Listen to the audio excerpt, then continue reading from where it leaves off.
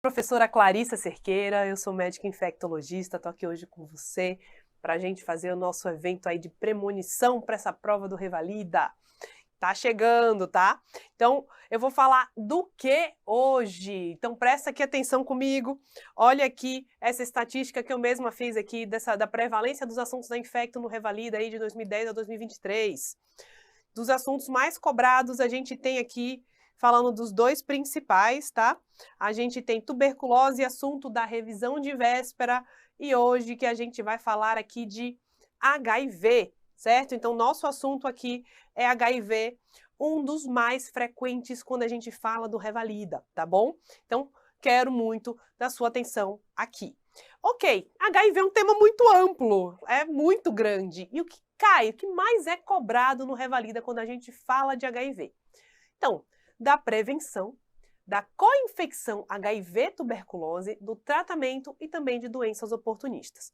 Só que, o que a gente vai fazer? A gente vai focar nesse tempo nos assuntos mais cobrados, que são esses aqui, tá bom? Então vamos usar o nosso tempo para falar do que mais importa, do que tem uma maior chance de cair na sua prova.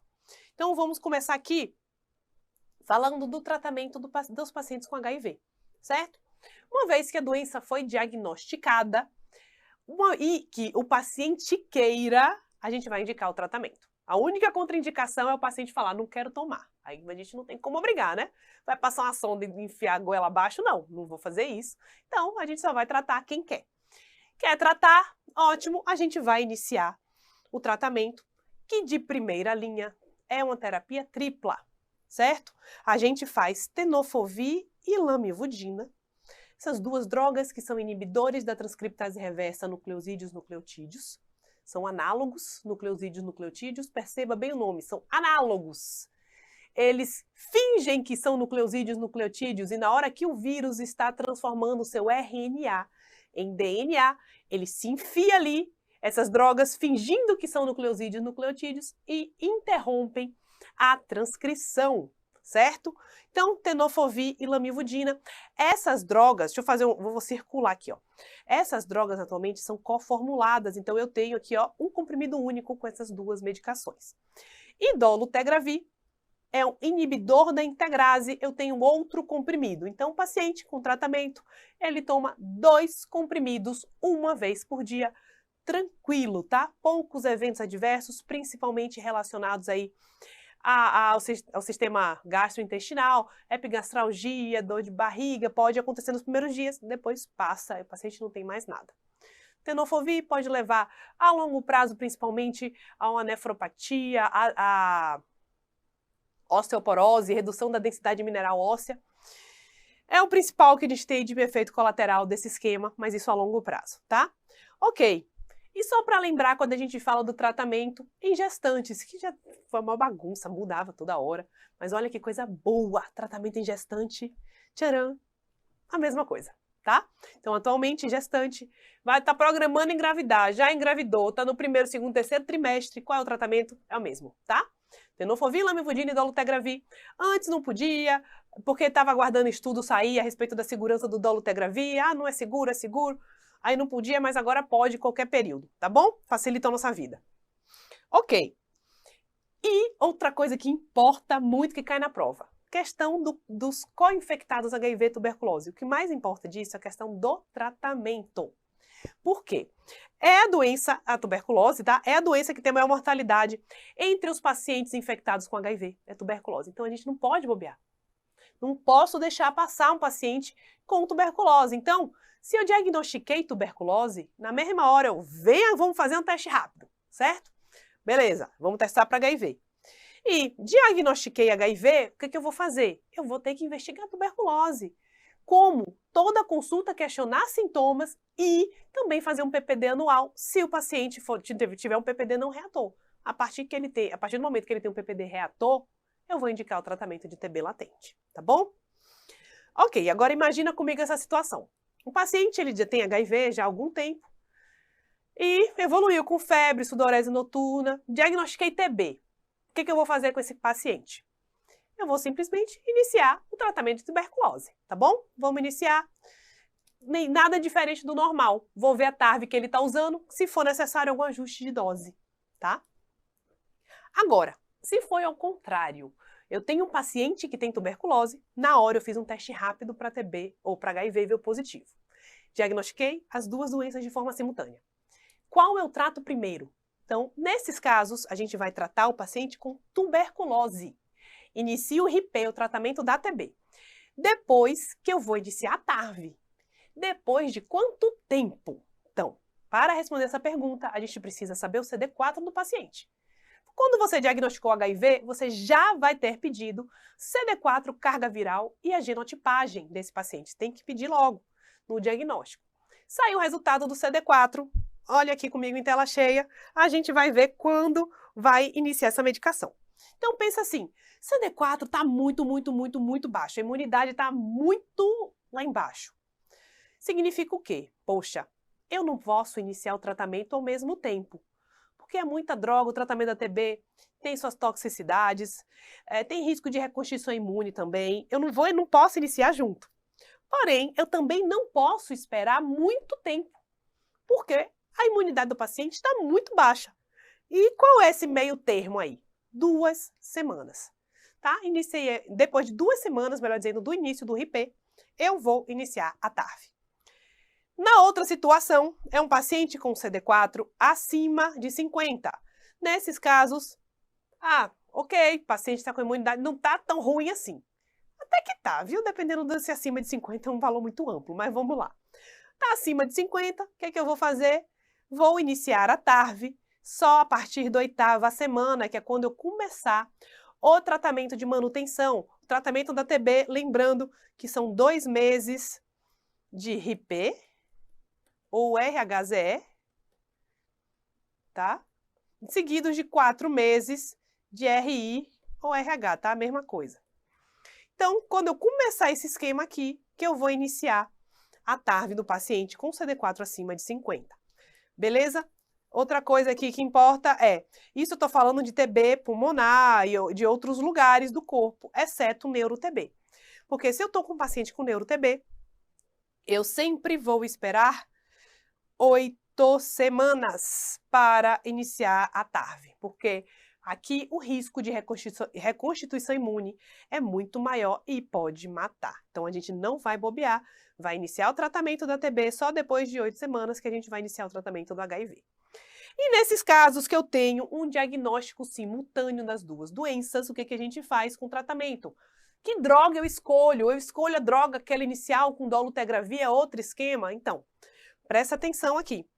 Esse aqui é o meu tratamento em co-infectados com HIV. Então, a primeira escolha é tenofovir lamivudina, que faz parte do tratamento inicial, e efavirenz. Só que tem um porém, eu só posso fazer esse esquema se eu tiver genotipagem pré-tratamento e essa genotipagem me mostrar que eu não tenho mutação contra o efavirenz.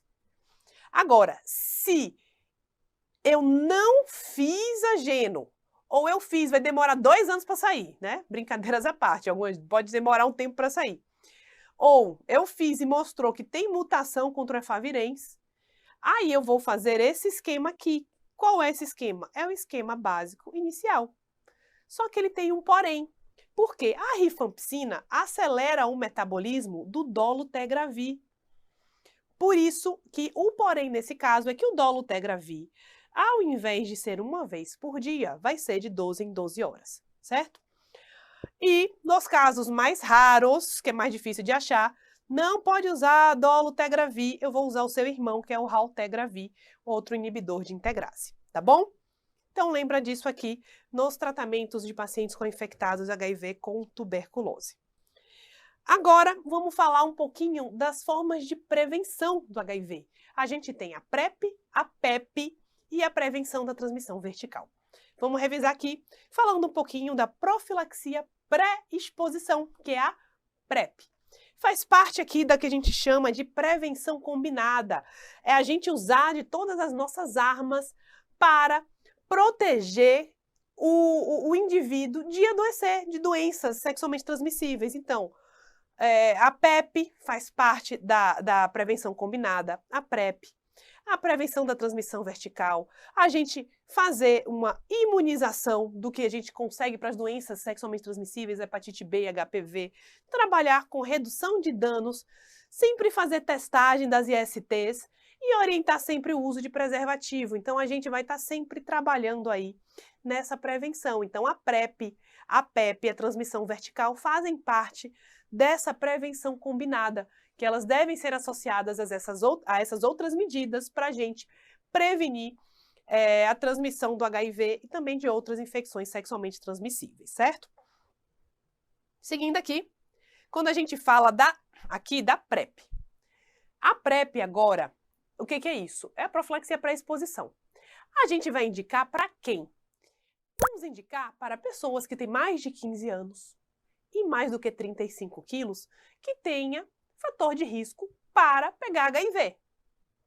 Como assim, fator de risco para pegar HIV? Ter relação desprotegida. Quem tem relação desprotegida tem risco de pegar HIV? Tem. Então, posso indicar a PrEP. Basta a pessoa querer. Então, tá sexualmente ativa, tem mais que 35 quilos, mais que 15 anos, ela quer fazer a PrEP, tem muita relação desprotegida, pronto, pode fazer a PrEP. Mesmo assim, a gente vai orientar o uso de preservativo, tá? Porque a PrEP é uma barreira a mais. E agora eu não posso fazer a PrEP em quem já está infectado pelo HIV, porque a PrEP é um subtratamento, porque é uma profilaxia, né? Então, se eu estou pegando e dando essa medicação para quem está com o HIV, eu não vou tratar esse paciente direito.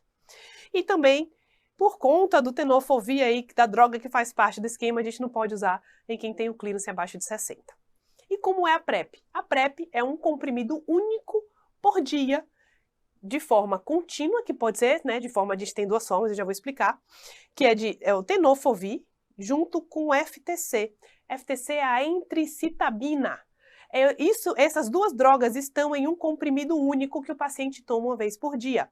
Lembrando que tem uma dose de ataque, no primeiro dia toma 2 comprimidos, seguidos de 1 por dia, enquanto durar o risco de pegar HIV. Então, isso a gente chama de PrEP contínua, PrEP diária. Tem um outro tipo de PrEP, que é a PrEP sob demanda. Aquela pessoa que não tem tanta exposição assim sexual, eventualmente. Então, como é essa PrEP sob demanda? É você, poxa, hoje vou sair para balada, tem risco aí de rolar alguma coisa. 2 horas antes da exposição, pelo menos 2 horas antes, de 24 a 2 horas, toma 2 comprimidos dessa medicação. Vamos lá, vou sair para balada às 10 da noite, vou exemplificar. Vou sair de noite, 6 horas da noite, eu tomei 2 comprimidos. Fui para a festa, fiquei com alguém. No dia seguinte, às 6 horas da noite, 24 horas da tomada, eu tomo mais 1 comprimido. E no outro dia, 48 horas depois, mais outro comprimido. Eu vou anotar aqui, ó, esquema 2, 1, 1. Pronto. Essa é a PrEP sob demanda. Então, o paciente ele pode transicionar de contínua para sob demanda conforme o risco dele, a exposição dele, tá bom? E lembrando que a gente não pode esquecer, antes de iniciar a PrEP, eu tenho que garantir que o paciente não tem HIV. Então, vamos fazer um rastreio. E se o paciente tem relação desprotegida, tem risco de pegar HIV, tem risco de pegar outras ISTs. Então, a gente vai testar e tratar e sempre orientar o uso de preservativo, tá? Sempre a gente tem que orientar e explicar que a PrEP é uma barreira a mais, tá? Não podemos confiar 100% só na PrEP.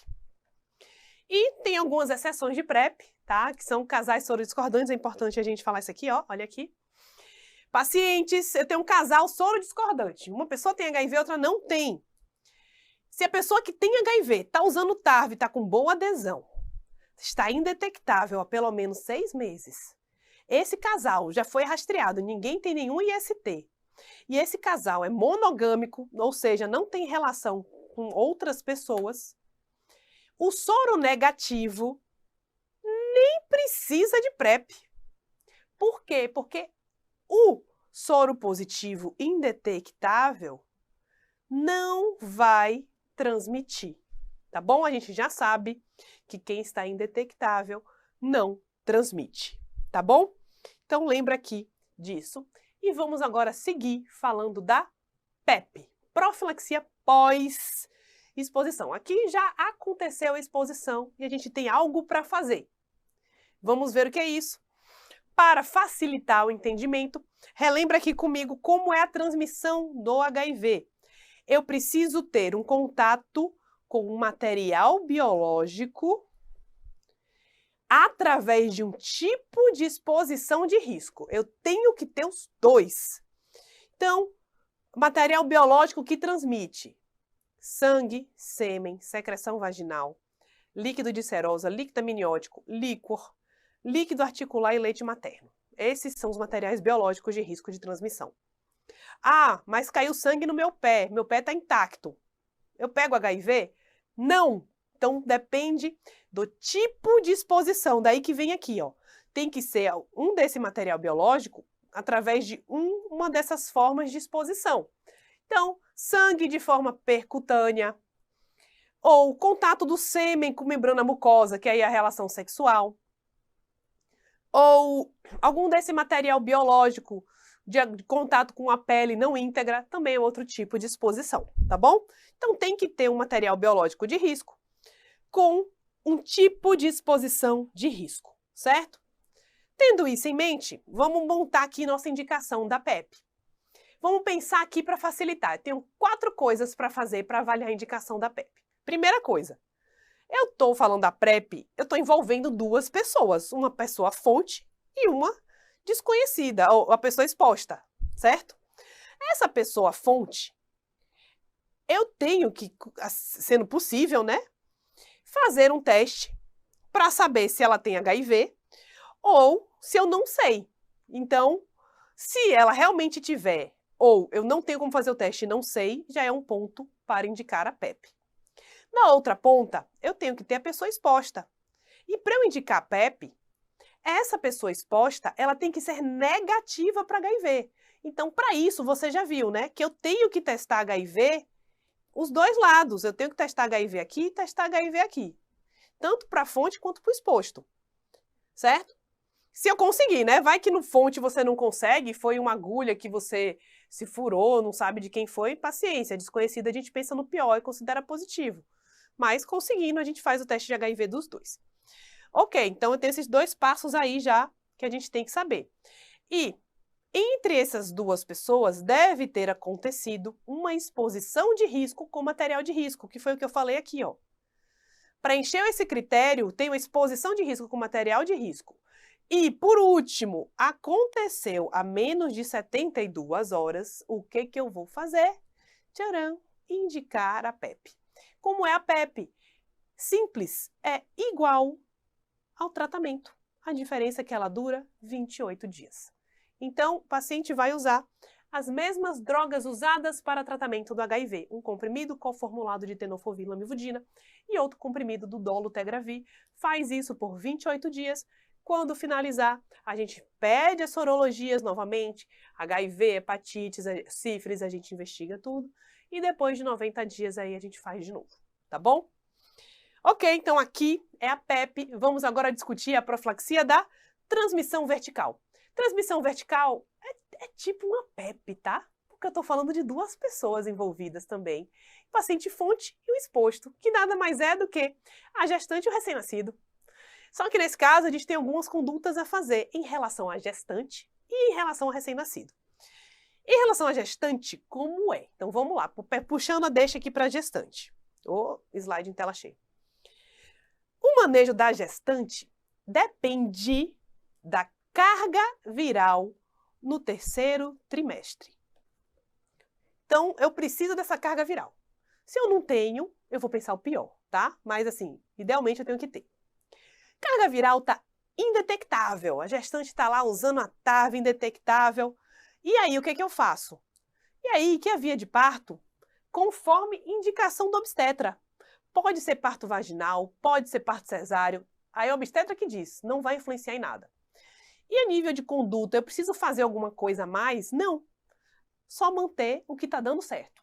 TAV está dando certo, eu mantenho. Ótimo. Agora, pensar na pior situação.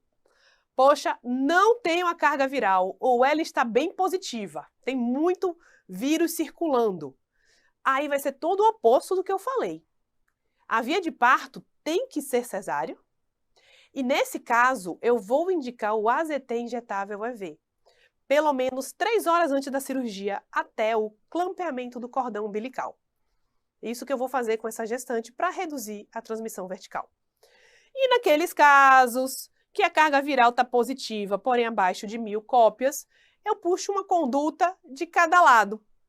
Então, a via de parto pode ser conforme a indicação obstétrica, porém, aqui eu tenho que fazer o AZT injetável, tá bom? Então, isso tem a ver com a gestante. E com o recém-nascido, o que eu faço com o recém-nascido? O recém-nascido é um recém-nascido exposto. Então, ele sempre vai tomar alguma coisa.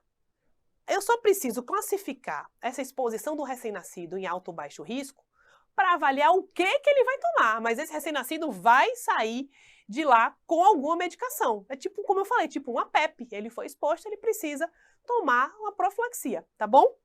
Então, voltando aqui para a tabela. Se o recém-nascido de alto risco de pegar HIV, quais são essas definições? Mães que não fizeram pré-natal, que não usaram TARV na gestação, deveriam usar AZT e não recebeu, começou o tratamento depois da segunda metade. Então, essas, ou eu não sei, carga viral desconhecida, aí eu vou considerar alto risco, que eu penso no pior. Nesses casos, o que eu faço? Aí eu faço uma terapia tripla. Eu faço o AZT, que é a zidovudina, com lamivudina e raltegravir. Isso nos pacientes, nos recém-nascidos a termo, com mais de 37 semanas. Com menos de 34 a 37, eu não posso fazer o raltegravir, eu troco o raltegra por nevirapina.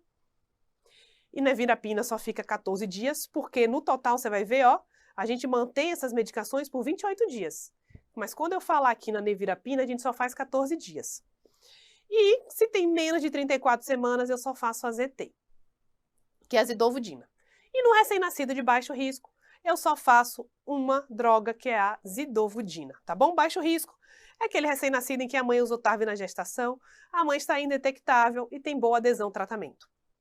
Então, iniciar logo nas primeiras 4 horas de vida, até 48 horas e manter por 28 dias, tá? É tipo uma PEP. E nesse recém-nascido, sempre que possível, o parto deve ser empelicado, deve tirar, né, o neonato mantendo as membranas íntegras. O cordão umbilical, esticando aqui o que eu já falei, deve ser clampeado imediatamente, sem qualquer ordenha. Pegou esse recém-nascido, já dá um banho com água corrente na sala de parto. Se for necessário, aspira via aérea e conteúdo gástrico, sempre de forma delicada, para evitar traumas. Bota esse recém-nascido junto com a mãe, inicia as medicações desse recém-nascido e já dá uma cabergolina para a mãe aí para inibir a lactação, sendo que essa criança vai usar vai usar fórmula láctea até os 6 meses de idade, tá bom? Olha aqui uma questão de prova. Uma mulher de 19 anos de idade não fez pré-natal e foi internada na maternidade em trabalho de parto. Nasceu uma criança do sexo masculino em boas condições. Os exames revelaram sorologia positiva para HIV. Em relação à amamentação, assinale a orientação correta. Então, o que a gente vai fazer? Estimular aleitamento? Não, leite passa HIV, não posso. B, inibir a lactação com cabergolina, iniciar a fórmula láctea para o recém-nascido? Sim, é o que a gente acabou de ver. Eu vou realizar a alimentação do recém-nascido com leite materno? Não, não vou fazer leite materno.